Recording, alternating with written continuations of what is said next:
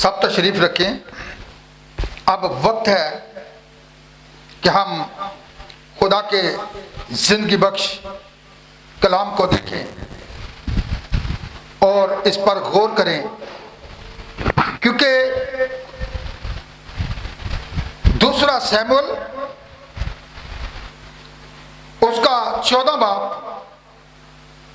उसकी 14 आयत पर हम गौर करेंगे। सब हवाला जात निकाल लें। यहां पर इस तरह से कुछ लिखा हुआ है, क्योंकि हम सब को मरना है और हम सब जमीन पर गिरे हुए पानी की तरह हो जाते हैं, जो फिर जमा नहीं हो सकता। खुदा किसी की जान नहीं लेता, बल्कि ऐसे वसाइल निकालता है कि जिला वतन उसके हाथ से निकाला हुआ ना रहे। सब कहें आमीन।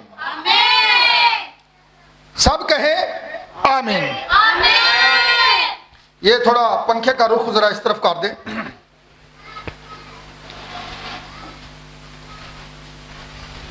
तो यहां पर खुदा का जो बंदा है वो ये बात कहता है कि हम सबको क्या है, मरना है, और अगर वो इस इंसान की जिंदगी को जो है पानी के साथ मिलाता है, पानी के साथ तशबीह देता है, पानी जैसे गिर जाता है तो फिर वो इकट्ठा नहीं होता।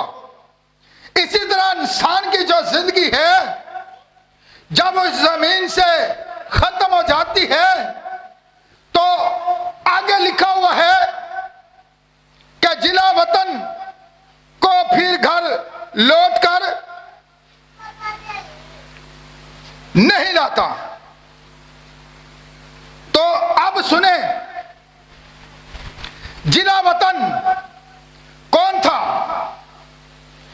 अगर हम जिला वतनी पर बात करें तो खुदा ने जो है, जो खुदा का एक मंसूबा था, जो खुदा का एक तरीका था, खुदा का नबी कहता है वो जब चाहे वो इब्लीस की आंखों पर पट्टी बांध सकता है। खुदा के मंसूबा को सिर्फ खुदा ही जानता है। तो यहां पर जिस तरह पतमस के जजीरा के अंदर यूहन्ना आरफ को जिसने वहां पर यह मकाशवा की किताब जो है तहरीर की, वहां पर खुदा के रूह की हिदायत से लिखी है, और जो कुछ खुदा उसे दिखाता रहा वो कलम बंद करता गया। तो उसे उस वक्त के लोगों ने जो है जिला वतन किया था, और वो पतमस के अंदर एक समझ रहे कैद था, क्योंकि वहां पर लोगों को जिन्हें जिला वतन किया जाता था उस इलाका को जो है उन्होंने मुकर्रर कर रखा था। तो पतमस के जजीरा के अंदर जो है खुदा का जो बंदा था यूहन्ना, वो भी वहां पर क्या था, जिला वतन था। लेकिन जिस तरह आज हम अपनी जिंदगियों पर जरा गौर करें, क्योंकि बहुत से ऐसे लोग हैं जो ये समझते हैं कि ये दुनिया ही हमारा घर है, ये ही दुनिया हमारा मुस्तकबिल है। जबकि खुदा के कलाम को जब हम देखते हैं तो बात इससे हटकर है, क्योंकि हमारा ये घर नहीं। हमारा घर कौन सा है? यीशु मसीह ने कहा था कि मैं बाप के पास जाता हूं, जाकर तुम्हारे लिए जगह तैयार करता हूं और फिर तुम्हें लेने के लिए आऊंगा। और उन लोगों का जो घर होगा वो खुदा ने अपने हाथों से तैयार किया हुआ है। ये मट्टी के घर नहीं होंगे जिनके ऊपर आज इंसान बड़ा फख्र करता है, बड़ा जिन चीजों पर वो है नाश करता है, लेकिन इंसान ये नहीं जानता, इंसान इस बात भूला हुआ है कि वो तो जिला वतन है। ये हमारा वतन नहीं है, हमारा वतन आसमान है। खुदा का एक मकसद था और उसका मकसद यह था कि आप मिट्टी में ना रहें, बल्कि वो आपको ऐसी जगह पर लेकर जाना चाहता था जो कि जहां पर वो खुद रहता है। यीशु मसीह ने ऐसे नहीं कहा था कि जहां पर मैं हूं वहां पर तुम भी होंगे। तो अब गौर करें, अब्रानियों 9 बाब की 27 आयत को देखें जरा। वहां पर लिखा है कि आदमियों का एक बार मरना, उसके बाद अदालत का होना मुकर्रर है। अब्रानियों 9 बाब की 27 आयत। तो फिर गौर करें, हम इस जमीन पर आर्जी हैं, हम इस जमीन पर गिरे हुए पानी की तरह हैं। हमारी जिंदगी है क्या? जिस तरह के पानी का बुलबुला बारिश पड़ती है तो नजर आता है और वो एक सेकंड के अंदर मिट जाता है, तो इसी तरह हमारी जिंदगी भी है। तो खुदा का बंदा जो रूह की हिदायत से ये बात कहता है कि आदमियों का जो है एक बार मरना, उसके बाद अदालत का होना मुकर्रर है।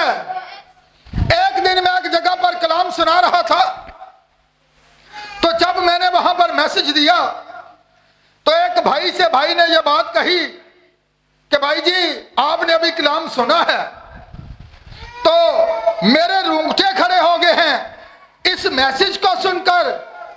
तो आप खुदा को जो है कबूल करें, नहीं तो 2 ही जगह हैं, एक फिरदौस है और एक जहन्नम है। दोनों में से एक जगह पर इंसान जा। तो उसने ये बात कही, किसने देखा है ये जहन्नम, किसने देखा है? इसका मतलब है हमारा ईमान खुदा के कलाम से हट गया है। हम दुनियादारी के अंदर रहते हुए इसी को अपना वतन समझ रहे हैं, इसे ही अपना घर समझ रहे हैं, जबकि वो इंसान जो खुदा के हाथ से निकला है, जो कि जिला वतन है, जो लौट कर वापस उसी के पास जाएगा, उसके बारे में यहां पर खुदा का बंदा रूह की हिदायत से यह बात कहता है। आदमियों का एक बार मरना, इसके बाद अदालत का होना मुकर्रर है। तो अगर हम एक मिसाल पर गौर करते हैं कि जिस तरह पाकिस्तान के अंदर जो हमारे सियासी लोग हैं, जिस तरह बाहर की कंट्री के अंदर जब वो जाते हैं तो वहां पर वो बतौर सफीर, जो कि मुल्क का एक वजीर होता है, वहां पर वो बतौर सफीर की ड्यूटी सर अंजाम देता है। तो उसका पासपोर्ट जो है उसका शिनाख्ती कार्ड जो है वो मुल्क पाकिस्तान का है।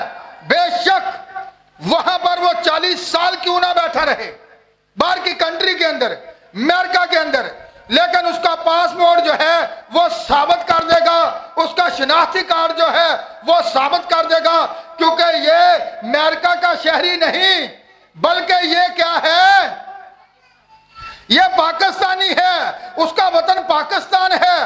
बेशक जिस तरह अगर कोई भी इस बात पर गौर करना चाहता है तो जरा गौर करे, अगर वो सफीर अपने मुल्क पर दूसरे मुल्क को तरजीह देगा तो वो गरदार गिना जाएगा। वो क्या गिना जाएगा? जब हम अपने समानी मुल्क को छोड़कर, अपने समानी घर को छोड़कर दुनिया के घर के ऊपर अपने चीजों पर दिल लगाकर बैठे हुए हैं, उसको छोड़ दिया है, तो फिर हम गरदार हैं। किसके साथ गद्दारी कर रहे हैं, अपने मुल्क के साथ। हमारा मुल्क आसमान है, हम यहां पर आर्जी हैं। यहां पर सैमुअल की किताब के अंदर यही तो खुदा का बंदा सैमुअल जो है वो ये बात करता है, हम सबको मरना है और हमारी जिंदगी है क्या बुखारात की मानंद, पानी की तरह जो गिरता है और फिर इकट्ठा नहीं होता। तो हम सब क्या है, जिला वतन है। जिला वतन यानी कि हम आर्जी तौर पर इस वतन के अंदर हैं। ये हमारा वतन नहीं है, हमारा वतन आसमान है। हमने वापस वहीं पर जाना है। बेशक बतौर सफीर, बेशक बंदा 40-50 साल तक भी वहां पर क्यों ना रहे, एक दिन उसने लौटकर अपने मुल्क के अंदर वापस आना है, क्योंकि ये उसका मुल्क है। इसी तरह एक दिन हम इस मुल्क को छोड़ देंगे जहां पर हम आर्जी तौर पर हैं और हम अपने मुल्क की तरफ वापस लौट जाएंगे। तो जरा गौर कर लें, मकाशवा की किताब उसका 21 बाब उसकी 8 आयत पर गौर करें, वहां पर क्या लिखा हुआ है मैं आपको बताना चाहता हूं। अबरानियों 9 के अंदर लिखा है, आदमियों का एक बार मरना, उसके बाद दालत का होना मुकर्रर है। अगर दालत का होना मुकर्रर है तो फिर आयत पढ़ दीजिए, यहां पर मकाशवा 21 बाब की 8 आयत के अंदर क्या लिखा हुआ है, जी पढ़े। मगर बुज़दिलों और बेईमानों और घिनौने लोगों और खूनियों और हरामकारों और जादूगरों और बुतपरस्तों और सब झूठों का हिस्सा आग और गंधक से जलने वाली झील में होगा। ये दूसरी मौत है। अब सुन ले इस बात को। पहले मैंने बताया आदमियों का एक बार मरना, इसके बाद दालत का होना मुकर्रर है। और मकाशवा की किताब के अंदर खुदा का बंदा यूहन्ना जो खुदा के रूह की हिदायत से यह बातें कलमबंद कर रहा है, और वो क्या कहता है, पढ़े फिर एक दफा इस आयत को। मगर बुज़दिलों, सुन ले, मगर बोझदिल कौन लोग हैं? वही जो इब्लीस से डरते हैं, जो इब्लीस के कामों को तरजीह देते हैं। जब कोई ऐसा मसला खड़ा हो जाता है, किसी के अंदर बदरूजार हो जाती है, किसी के अंदर इब्लीसजार हो जाता है, तो वो उसका सामना करने से डरता है। ओए इतनी बड़ी बदरू है, नहीं नहीं ये मेरे बस की बात नहीं है, आप बोझदिल है। आप क्या है?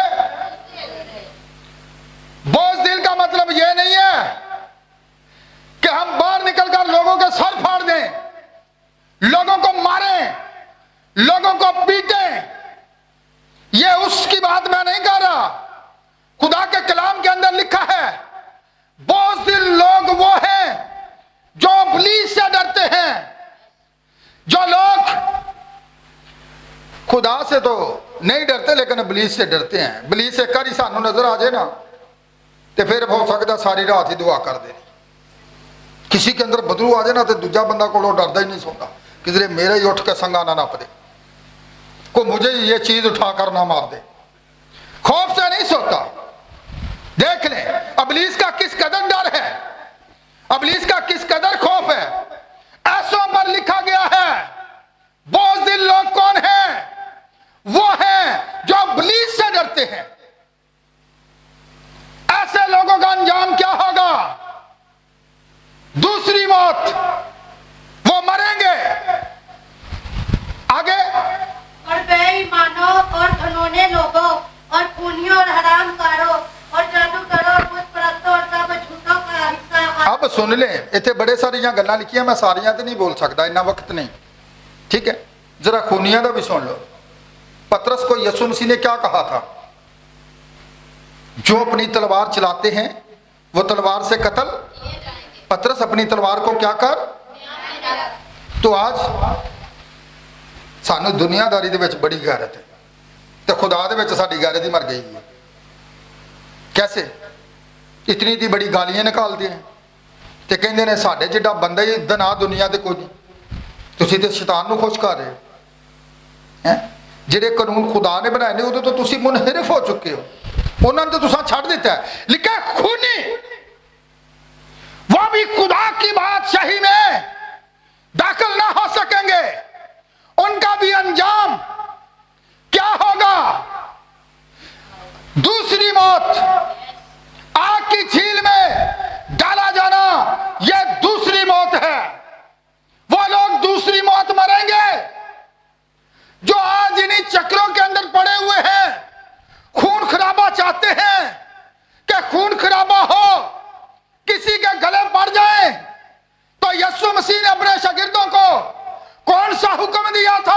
अपने दुश्मनों से मोहब्बत रखो।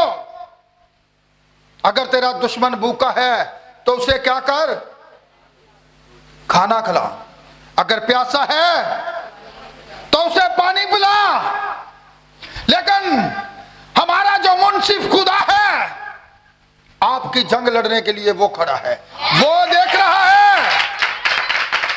अगर आपके साथ कोई ज्यादती करता है तो खुदा ने अपने कलाम के अंदर कवानीन मुकर्रर कर रखे हैं।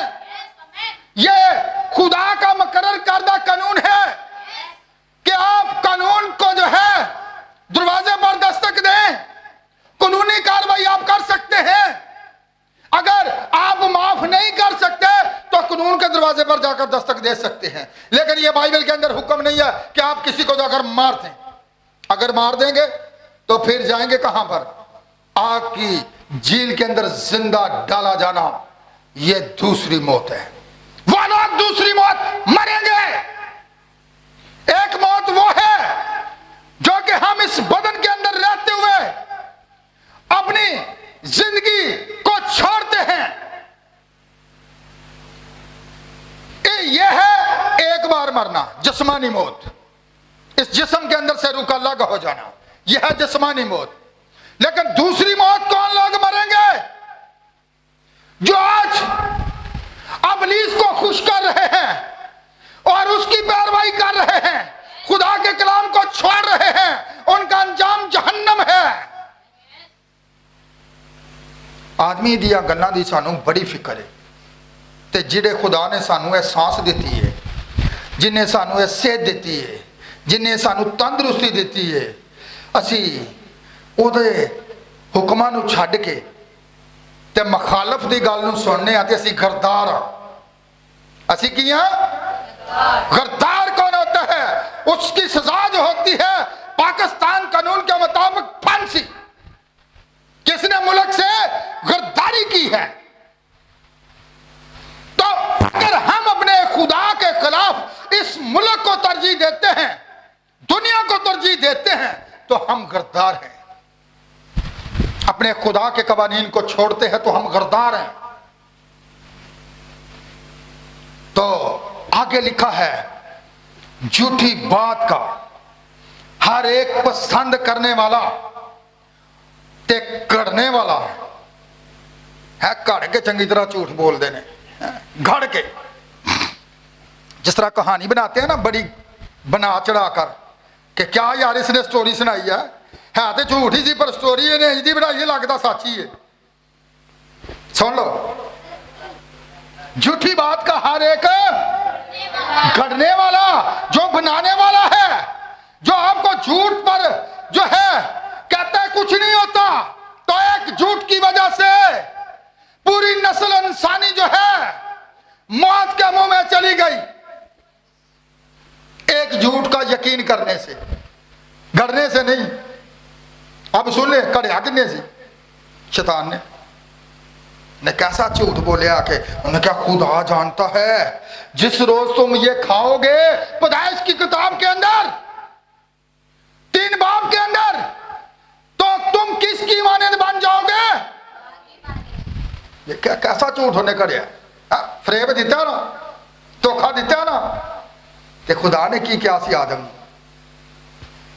जिस रोज तूने खाया तू मरा।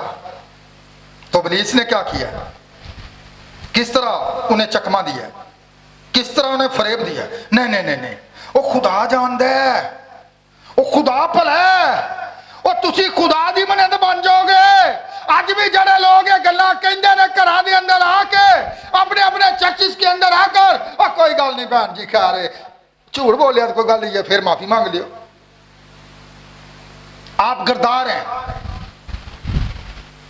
आप क्या हैं? अगर एक ही बात का यकीन करने से लिखा झूठी बात का हर एक घड़ने वाला, उन्हें पसंद करने वाला। ड्रामा लग जाए टीवी ते कैसी कहानी उन्हें तैयार की होंगी है। बच्चियां रोटी जरा संगो ठा नहीं जाती है, रोटी लेट हो जाए तो अजे ड्रामा ना लंघ जाए, फिर दूजी को जाके कहानियां पूछन गया है। मैं तो राती किस्त नहीं वेखी, तू मैनू दस किड्डा उन्होंने मकसद देखे ओ झूठ सुनन दा जेड़ा अंदर बेचैनी है, फिर सुन के ते खुश होना है। झूठी बात का हर एक घड़ने वाला ते पसंद उन्होंने घड़ के कहानी बना दी है, ते तुसी अपने घर च बह के ते उहदा यकीन करदे हो ते उह सही तरह एक्टिंग कर रहे हो, उन्होंने तरह के लिबास पा लेंदे हो, उन्होंने दी अदाकारी शुरू कर देंदे हो, ते फिर तुसी किहदे पैरोकार हो? तुसी गरदार हो। तुसी गरदार वो होता है जो दुश्मन हो। आप खुदा के दुश्मन बन जाते हैं। खुदा ये नहीं चाहता। उसने आपको जो है एक कानूनी तरीकाकार अपनी किताब के अंदर बता दिया है। अगर तुम इस कानून पर अमल करोगे तो आप क्यों कर गरदार हो सकते हो? अगर आप झूठ से, खुदा को झूठ से नफरत है, किससे नफरत है? ते असी जिन्नी देर दिहाड़ी च 4 बारी बोल ना लईए हैं, सुन ले, जितनी देर तक हम झूठ ना बोले तो कई लोग पता की कहते हैं, भाई जी की करिए, वो नौकरी जो हुई फिर है उंज तो छुट्टी लभदी नहीं, चल एक बारी दादी मार दे, फिर अगे ही मरी है, केड़ा सज्जी मुझी मरन डी है पादरी साहब, छुट्टी तो लैनी है ना हुण झूठ बोल के। इत्थों पता लगता है कि तुसी किन्ने को अपने खुदा दे वफादार हो, तुसी किन्ने को अपने खुदा दे नाल मुहब्बत करने वाले हो, तुसी किन्ने को खुदा दे कानून के मुताबिक चलने वाले हो। तो फिर हम गिला करते हैं कि खुदा हमारी नहीं सुनता, खुदा गरदारों की नहीं सुनता, खुदा उनकी सुनता है जो उसके कलाम के मुताबिक उसके पास आते हैं। यह उसका तरीकाकार है, यह उसका तरीकाकार है। यीशु मसीह ने ऐसे नहीं कहा मांगो तो तुम्हें, जब आप कलाम के मुताबिक आएंगे तो वो आपके लिए आसमान को खोल देता है, बीमारियां घरों को छोड़ जाती हैं, मुश्किलातें छोड़ जाती हैं, अबलीस छोड़ जाता है, आपकी जिंदगी के अंदर खुदा का कलाम आ जाता है। इससे पता चलता है कि आप अपने मुल्क के वफादार हैं। ते साडा मुल्क केड़ा है? मैं आपको बताना चाहता हूं, अब्राहम को देखें, कहां पर रहता था? झुग्गियां च। किथे रहिंदा सी?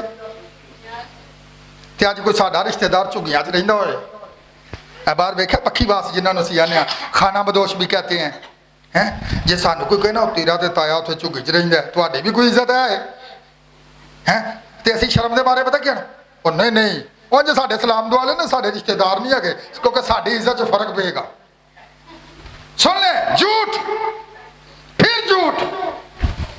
तो अब्राहम के जो नौकर थे, हो सकता है वो इस तरह के मकानों के अंदर रहते हो, लेकिन वो खेमा के घर के अंदर रहता था, ठीक है। तो वो उस समानी शहर का आरज़ूमंद था, जिसका बनाने वाला खुद खुदा था। उसने अपनी जिंदगी को जमीन पर इस तरह मुसाफिराना तौर के ऊपर बसर किया, हालांकि दुनिया की हर चीज जो थी, माल मैशी हर चीज खुदा ने उसे दे रखी थी, लेकिन उसने इन चीजों पर दिल नहीं लगाया। ते अज बलीस दा वड्डा हथियार की है? यीशु मसीह ने की आगे क्या सी? मत्ती दी इंजील 4 बाब दी 8 ते 9 आयत पढ़िए तो क्या लिखा? अगर तू झुककर मुझे सजदा करे तो देख, पहले उन्हें दुनिया की शानो शौकत विखाई है, वेखला चंगी तरह।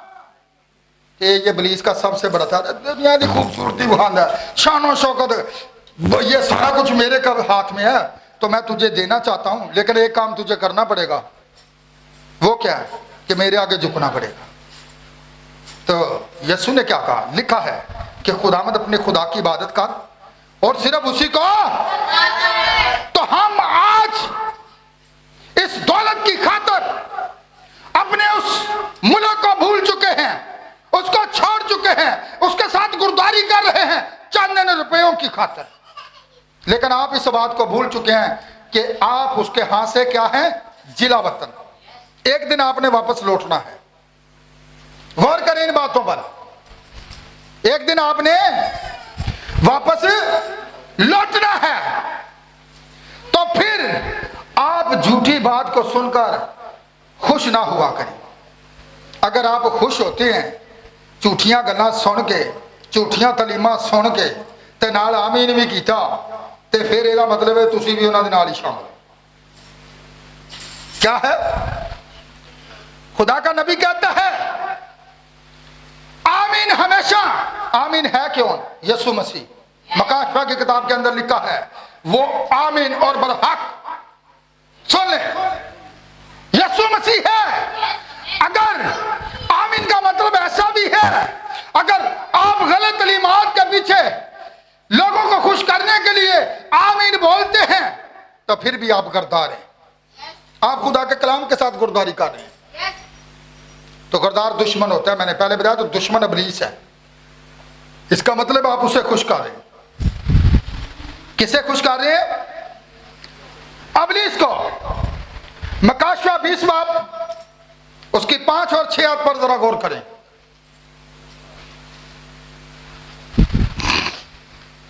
आपके पास बाइबल नहीं है? अगर नहीं है तो घर में पड़ी हुई है हमारे पास, ठीक है ना? बाइबल रखा करें, पढ़ने से जरा बेहतर बंदे को समझ आती है, ठीक है जी। और जब तक ये 1000 बरस पूरे ना हो लिए बाकी मुर्दे जिंदा ना हुए, पहली क़यामत यही है। मुबारक और मुकद्दस वो है जो पहली क़यामत में शरीक हो।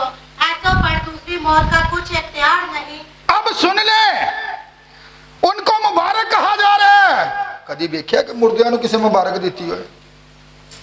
मुबारक है वो जो पहली क़यामत में शरीक हो। ऐसों पर दूसरी मौत का कुछ इख्तियार ना हो। दूसरी मौत कौन लोग मरेंगे? कानूने काम करने वाले, खूनी, जादूगर, दूसरों का बुरा करने वाले, उनका खुद बुरा हो जाएगा। तू अपनी अखां दे नाल वेखेगा हाल शरीरां दा। जो किसी का बुरा चाहेंगे खुद ही गड्ढे में गिर जाएंगे। हमें यह नहीं कहा गया हम किसी का बुरा चाहें, हमें यह कहा गया कि हमेशा सच्चाई को बयान करें और सच्चाई के साथ खड़े हों, चाहे आपके घर वाले ही क्यों ना आपके खिलाफ हों। आपने वही बात कहनी है जो खुदा का कलाम कहता है, सच्चाई को बयान करें। तो फिर सुन ले, ऐसों पर दूसरी मौत का कोई इख्तियार ना होगा। ये कौन लोग हैं जो पहली क़यामत में शरीक होंगे? कितनी क़यामतें हैं? कहां पड़ा है वाला बताओ? 2 क़यामतें हैं, पहली क़यामत और दूसरी क़यामत। क्या लिखा हुआ है? मुबारक है जो पहली क़यामत में शरीक हो। पहली क़यामत में कौन लोग जी उठेंगे? जिन्होंने आज तौबा कर रखी है, जिन्होंने आज पानी का बपतिस्मा ले रखा है, जिन्होंने दुनिया के कामों को खैरबाद कर दिया है। यीशु मसीह ने ऐसा नहीं कहा था जिस रात वो पकड़वाए जाने को था, उसने कहा आए बाप, जिस तरह मैं दुनिया का नहीं, यह भी दुनिया के अलग। दुनिया के लोग अलग हैं तो खुदा के लोग अलग हैं। पहली क़यामत में वो लोग शरीक होंगे जिन्होंने दुनिया को खैरबाद कर दिया है। अब उनकी जिंदगी जीना मरना यीशु मसीह के लिए है। बलूस ऐसे नहीं कहता कि अब मेरा जीना और मरना मेरे लिए नफा है। उसे पता है कि अगर मैं इस जमीन पर हूं तो मैं मसीह की खिदमत कर रहा हूं, मैं ऐसे लोगों को मसीह के कलाम के लिए जीत रहा हूं जो आसमान की बादशाही के लिए तैयार हो रहे हैं, जो पहली क़यामत के लिए तैयार हो रहे हैं। ऐसों पर दूसरी मौत का कोई इख्तियार ना होगा। वो दूसरी मौत नहीं मरेंगे। दूसरी मौत कौन लोग मरेंगे? सुन ले, हजे वाले 3 नहीं हुए, ये 40 वाले ने। ऐसों पर दूसरी मौत का कोई दूसरी मौत मरना चाहता है ते जेड़े पहली क़यामत शरीक ने उन्होंने मुबारक किया जाता है। वो मुबारक हैं जो पहली क़यामत में शरीक। तो गुनाहगारां दी ते कब्रां 1000 साल तक बंद ने। यहां पर लिखा है, पढ़ा है अभी आप लोगों ने, गुनाहगार लोगों की कब्रें 1000 बरस तक बंद रही।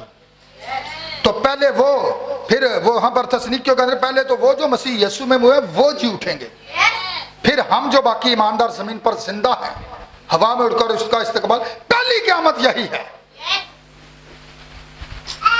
पीछे अंजील के अंदर यह बात लिखी है, पहले तो वो जी उठेंगे। पहली क़यामत में कौन लोग जी उठेंगे? जो मसीह में ईमानदार दुल्हन है, उसके लोग हैं। ऐसों पर दूसरी मौत का कोई इख्तियार ना होगा। जी मेरे साथ ज़बूर नंबर 139 और उसकी 16 निकाल के जरा पढ़े, क्या लिखा हुआ है। ये आज इसलिए मैं मैसेज दे रहा हूं ताकि आप लोगों को पता चल सके जमीन पर हमारा मकसद क्या है। खुदा का एक मकसद है, आप उस मकसद को पूरा करें, शैतान के मकसद को पूरा ना करें।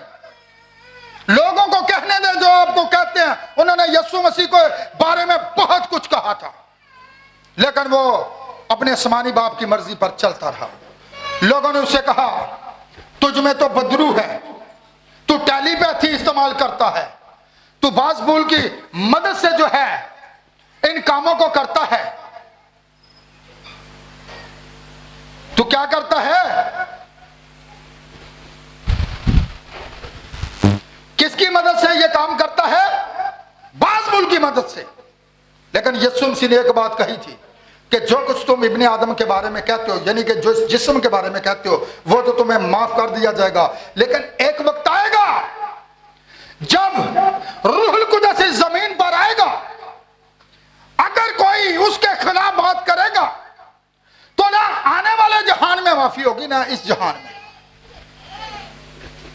फिर लिखा है दुनिया का हर गुनाह तो माफ कर दिया जाएगा, लेकिन रूहुल कुद्दस के खिलाफ जो कोई बात करेगा उससे माफी नहीं मिलेगी। जी क्या लिखा हुआ है, पढ़ें ज़बूर नंबर 139 उसकी 16 पढ़ें। तेरी आंखों ने मेरे बेतरतीब माथे को देखा और जो अयाम मेरे लिए मुकर्रर थे वो सब तेरी किताब में लिखे थे, जबकि एक भी वजूद में ना आया था। अब सुन लो, इसका मतलब है ऐसी कोई किताब खुदा ने लिखी है जिस दे अंदर साड़ी जिंदगी दे दिन, हफ्ते, महीने, साल लिखे हुए हैं। खुदा जानता है कि हम इस जमीन पर कितना अरसा जिंदा रहेंगे और कितनी हमारी जिंदगी इस किताब के अंदर जो खुदा ने मुकर्रर रखी है उससे आगे नहीं बढ़ सकता। ऐसे नहीं लिखा कि खुदा ने इंसान की हदों को मुकर्रर कर दिया है, कोई उस हद को अबूर नहीं कर सकता। जब उसका वक्त आ जाता है वादा पर उसे वापस बुला लिया जाता है, क्योंकि वो जिला वतन है।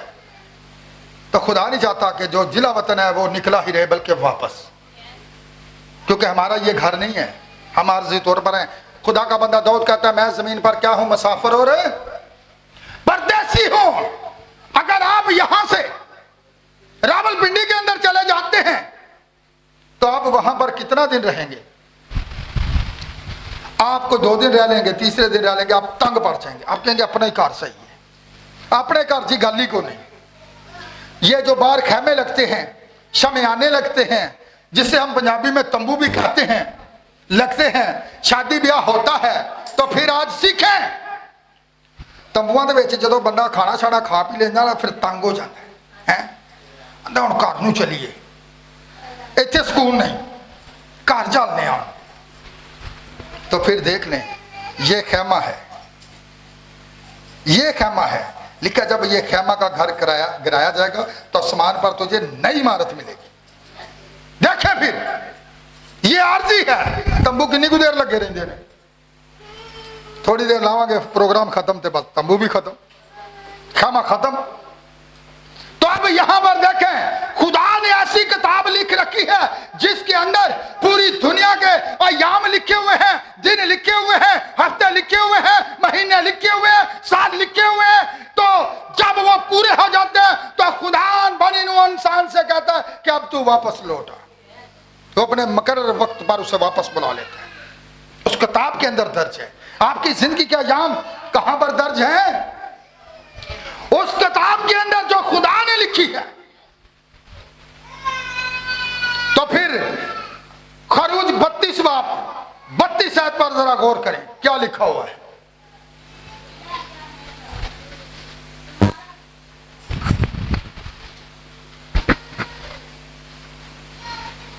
करें।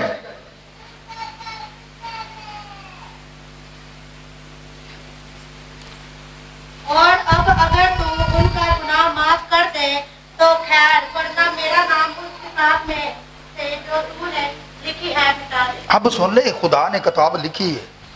अब ये बात मूसा करता है। किन लोगों के बारे में बात कर रहा है?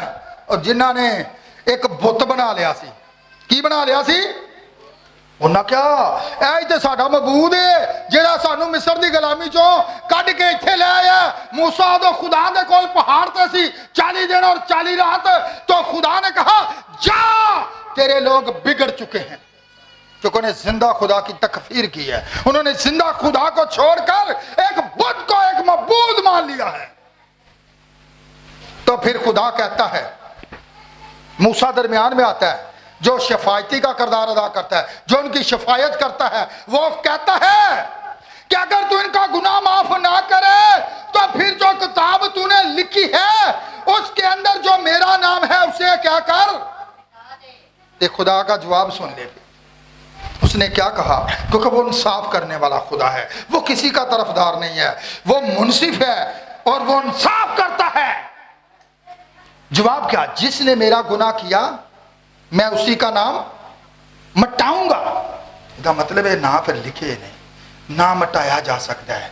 एक दफा आपको पता है कि यहूदा अस्करियोती जब यीशु मसीह ने जमीनी खिदमत थी तो उसने दो दो करके उन्हें भेजा, और जब वो वापस लौट कर आए तो उन्होंने कहा कि खुदावन तेरे नाम से बदरूहे भी हमारे ताबे हैं। तो यीशु मसीह ने क्या कहा? इस बात पर खुश ना हो, बल्कि इस बात पर खुश हो क्योंकि तुम्हारे नाम आसमान पर लिखे हुए हैं। तो उन्होंने विच फिर यहूदा अस्करियोती भी सी। ना मिटाया जा सकता है, ना मिटाया जा सकता है। अगर ना किदा नहीं मिटाया जाएगा? जेड़ा खुदा दे कलाम दे नाल चलदा है ते जेड़ा फिर उसी जिंदगी च रहिंदा ते फिर ओदा नाम मिटा दिता जाता है। जी आगे चले। अय्यूब की किताब उसका 5 बाब उसकी 17 से किया। पहले हम बात करते हैं सादिकों की मौत पर। किन की मौत पर? उसके बाद हम दूसरों की मौत के बारे में बात करेंगे।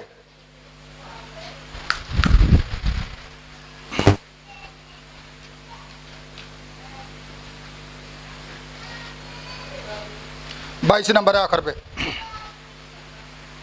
तो फिर देखें जी, मिल गया, जल्दी करें। अय्यूब 5 बाब की 17 और 21 आयत क्या लिखा हुआ है? देखो वो आदमी जिसे खुदा तंबीह करता है खुशकिस्मत है। सुन लो, जिसे खुदा तंबीह करता है वो खुशकिस्मत है, ताकि वो अपने आप को मजीद बेहतर करे, मजबूत करे। आगे इसलिए कातिल मुतले की तादीब को हकीर ना जान। तदेब को आगे, क्योंकि वही मजरूह करता और पट्टी बांधता है, वही जख्मी करता है और उसी के हाथ चंगा करते हैं। वो तुझे 6 मुसीबतों से छुड़ाएगा। साधकों से खुदा के वादे किन्नियां मुसीबतां दो? साधका नाल खुदा वादा करदा, जिन्हां नूं खुदा तंबीह करदा है उन्हां नूं खुदा बचांदा है। जी आगे, बल्कि साथ में भी कोई आफत तुझे बल्कि साथ में भी कोई आफत तुझे छूने ना पाएगी। आगे, काल में वो तुझको मौत से बचाएगा। सुन ले, काल में खुदा वादा करता है जब दुनिया के ऊपर काल पड़ेगा, जब मुल्कों के अंदर काल पड़ेगा, जब जो है लाखों के अंदर ये चीजें नहीं मिलेंगी, तो खुदा साधकों से वादा करता है कि वो तुझे काल से भी हलाक होने नहीं देगा, वो तुझे भूखे नहीं मरने देगा। क्योंकि ये बात याद रखें, लिखा शेर बब्बर के बच्चे तो हाजतमंद और भूखे होते हैं, पर मेरे तालब कभी भूखे ना होंगे। खुदा काल में भी, खुदा मुसीबतों में भी साधकों का ख्याल रखता है जो उसके कलाम के मुताबिक चलते हैं। जी आगे, और लड़ाई में तलवार की धार से दुश्मनों से खुदा तुझे बचाएगा, कोई दुश्मन तुझे हलाक ना कर सकेगा, क्योंकि तू सादक है, इसलिए कि तू खुदा के कलाम के मुताबिक चलता है। आगे, तू जुबान के कोड़े से महफूज रखा जाएगा। सुन ले, तू जबान के कोड़े से क्या रखा जाएगा? अपनी गुफ्तगू के वसीला से। अपनी जबान कैसी है, हमारी खिलाफ जाती है या दुरुस्त चलती है? आगे, और जब हलाकत आएगी तो तुझे डर नहीं लगेगा। जब हलाकत आएगी तो तुझे डर नहीं लगेगा। दुनिया के लोग खौफजदा होते हैं, गुनाहगार लोग जो है वो मौत से खौफजदा होते हैं। जो खुदा से प्यार करने वाले लोग होते हैं, जो सादक लोग होते हैं, उनका जमीन पर एक ही मकसद होता है कि मेरा जिंदा रहना भी मसीह और मेरा मरना भी मेरे लिए नफा है। उन्हें मौत का भी कोई डर नहीं। उन्होंने पता असी इत्थे भी होते हैं कि उत्ते टुर गए तो फिर भी उत्थे होते ही हैं। सानू डर काहदा है?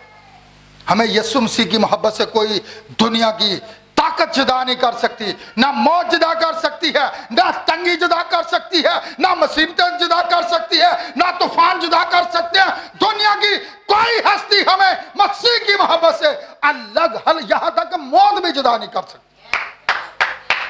जी आगे बढ़े। तो फिर सुन ले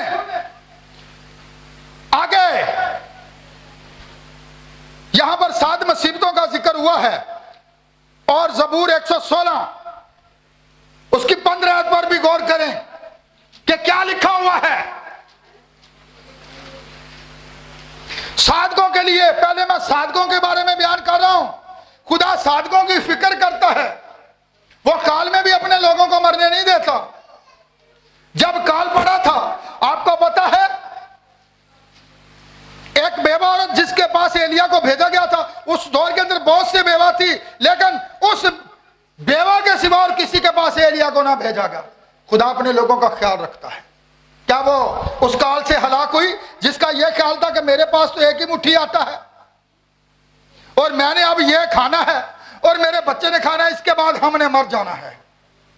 लेकिन खुदा के नबी ने क्या कहा कि पहले मेरे लिए क्या कर, पका के तो रोटी ला।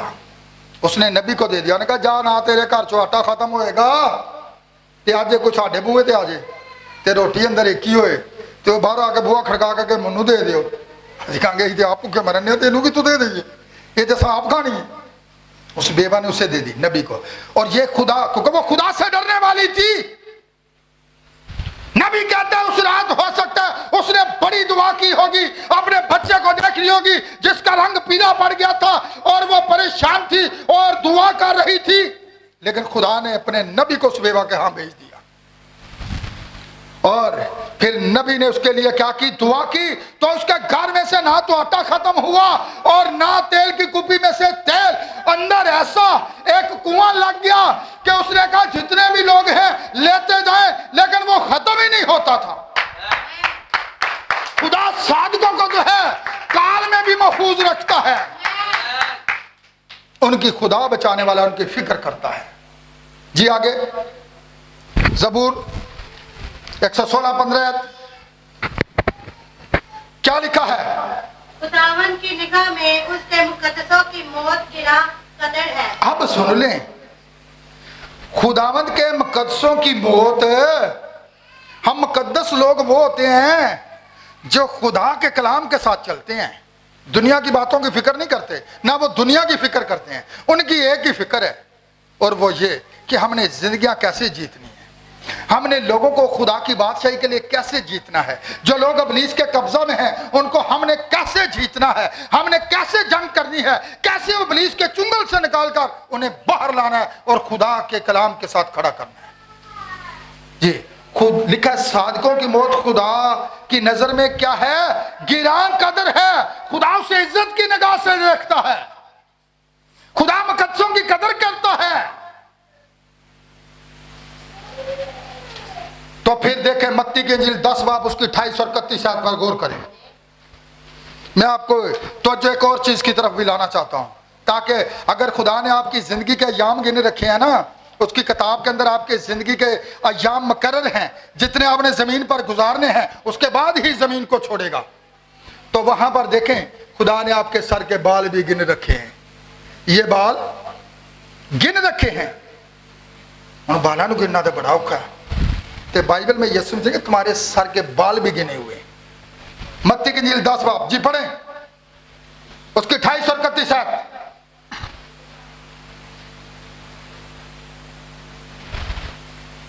जो बदन को कत्ल करते हैं और रूह को कत्ल नहीं कर सकते, उनसे ना डरो, बल्कि उसी से डरो जो रूह और बदन दोनों को जहन्नुम में हलाक कर सकता है। वो आंदा है जेड़े बदन नू कत्ल कर देने उन्हां को ना डरो, एक बारी मार देणगे ਤੁਹਾਨੂੰ मेरी खातर, उन्हां को ना डरो, ਉਹਦੇ को डरो। जेड़ा रूह नू भी ते बदन नू दोनों नू जहन्नम च डाल दे, ਉਹਦੇ को डरो, लोगों को ना डरो। आगे, क्या पैसे की 2 चिड़ियां नहीं बिकती और उनमें से एक भी तुम्हारे बाप की मर्जी बगैर जमीन पर नहीं गिर सकती, बल्कि तुम्हारे सर के बाल भी सब गिने हुए हैं। अब सुन ले, पहले मैंने कहा था कि उसने आपकी जिंदगी के अय्याम एक किताब में क्या कर दिए है, मुकर्रर कर दिए हैं कि यह बंदा जमीन पर इतनी ही उम्र बसर करेगा, इतने ही दिन गुजारेगा, इतने ही मिनट गुजारेगा, 1 मिनट भी ऊपर नहीं बढ़ सकेगा। तो फिर देखें, यहां पर यीशु मसीह ने कहा कि तुम्हारे सर के बाल भी जो है वो गिने हुए हैं। खुदा ने हमारी जिंदगी के सेकंड, मिनट और घंटे और दिन और हफ्ते और महीने और साल सब कुछ गिन रखे हैं। हम दुआ के अंदर कहते हैं कि खुदावंद हमारी जिंदगी के दिन गिनना हमें सिखा। और यह बात याद रख लें, मजीद आगे बढ़ेंगे। जिंदगी के याम भी गिने हुए हैं, सर के बाल भी गिने हुए हैं। अब जरा आगे चलते हैं, साधकों की बात को यहीं पर हम खत्म करते हैं।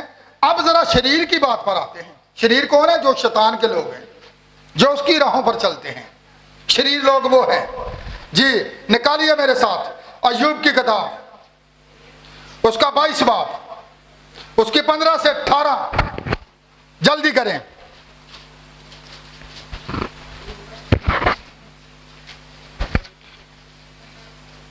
अय्यूब 22 बाब की 15 से 18 आयत। क्या तू उसी पुरानी राह पर चलता रहेगा जिस पर शरीर लोग चले हैं, जो अपने वक्त से पहले उठा लिए? सुन ले, खुदा का बंदा खुदा की रूह की हिदायत से यह बात कहता है, क्या तू उसी राह पर ही चलता रहेगा?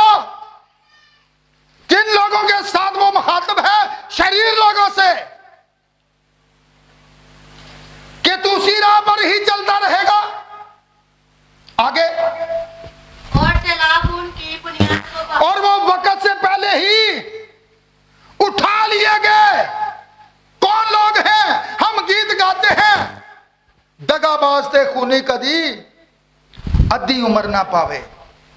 वक्त से पहले शरीर लोग जो हैं, वक्त से पहले ही खुदा उठा लेता है। क्योंकि ये जमीन को ऐसे क्यों रोके हुए है? जो शैतान के कामों को तरजीह देते हैं, जो उसके हुक्मों की पैरवाई करते हैं, जो उसके पीछे चलते हैं, वो वक्त से पहले ही खुदा जमीन से उठा लेता है।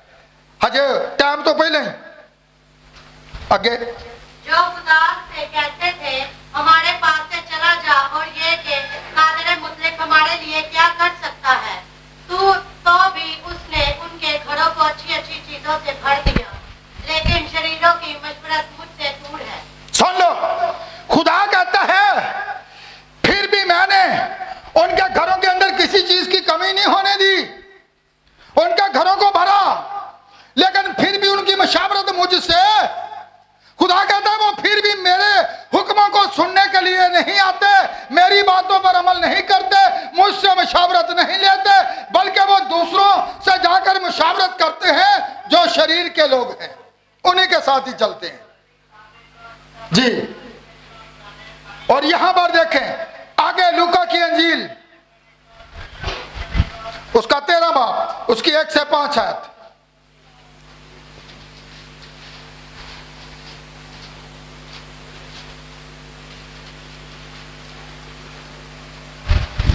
उस ये- वक्त बास लोग हाजिर थे जिन्होंने उसे उन गलीलियों की खबर दी जिनका खून पिलातूस ने उनके जिबियों से साथ मिलाया था। ज़बियों, ठीक है। उसने जवाब में उनसे कहा कि इन गलीलियों ने जो ऐसा दुख पाया क्या वो इसलिए तुम्हारी धनिष्ठ में और सब गलीलियों से ज्यादा गुनाहगार थे। मैं तुमसे कहता हूँ कि नहीं, बल्कि अगर तुम तौबा ना करो। अब सुन ले, कौन कहता है? यह कोई मिशन कह रही है, यह कोई तंजीम कह रही है? मुंदे ने भाई मिशन वाले आ जाते ने, आके कोई गल नहीं उन्होंने को तौबा कर लो। अच्छा, तो यह नादा की मिशन सी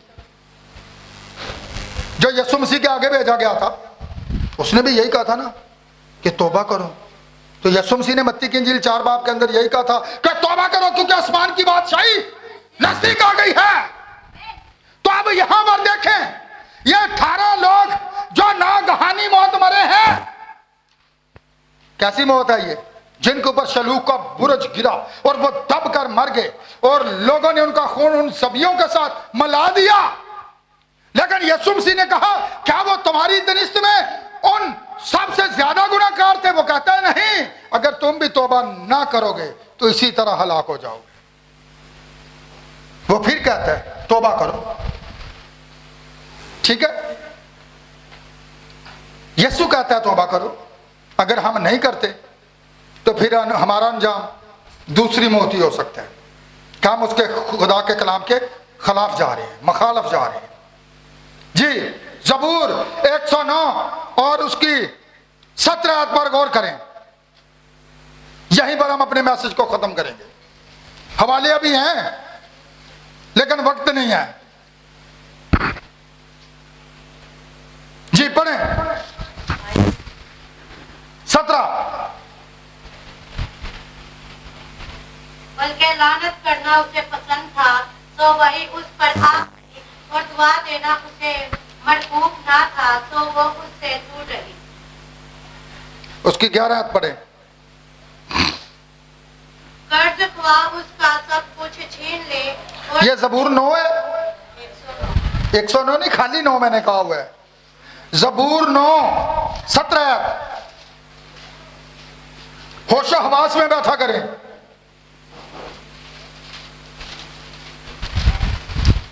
खुदा के कलाम में लिखा है कबूतर की मनेंद भोले वाले ते सप दी तरह होशियार। जी पढ़ें 17।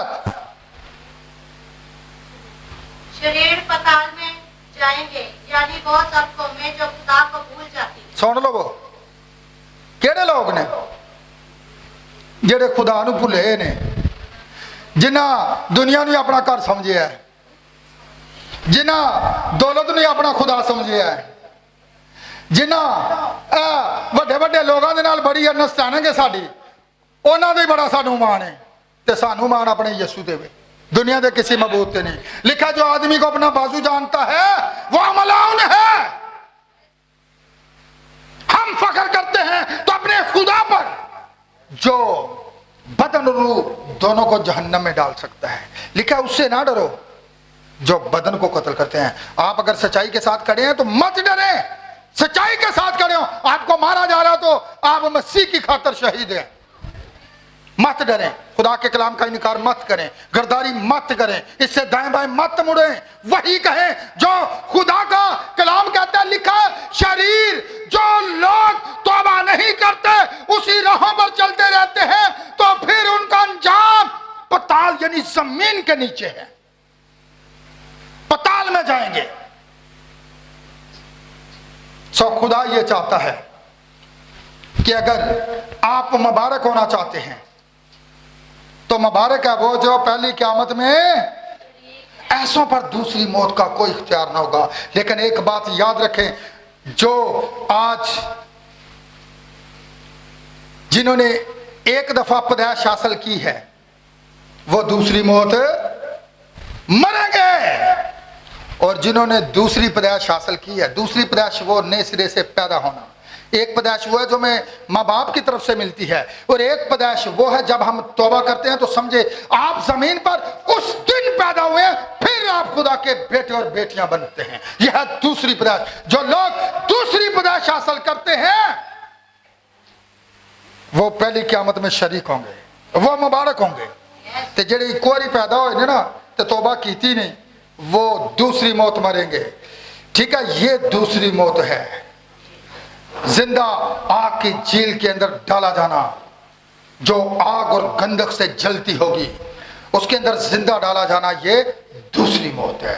सो खुदा इस कलाम पर अमल करने का हमें भारी फजल अता करे, और जितने लोग इस YouTube चैनल पर, जितने मेरे खुदाम भाई दुनिया के अंदर जितने भी इस मैसेज को सुनते हैं, मैं उन सब के लिए दुआ करता हूं ताकि वो इस कलाम को व्हाट्सएप के जरिए एक दूसरों के साथ शेयर करें, इस कलाम को सुने, वक्त निकालें, क्योंकि ये आखिरी वक्त है, कहीं देर ना हो जाए।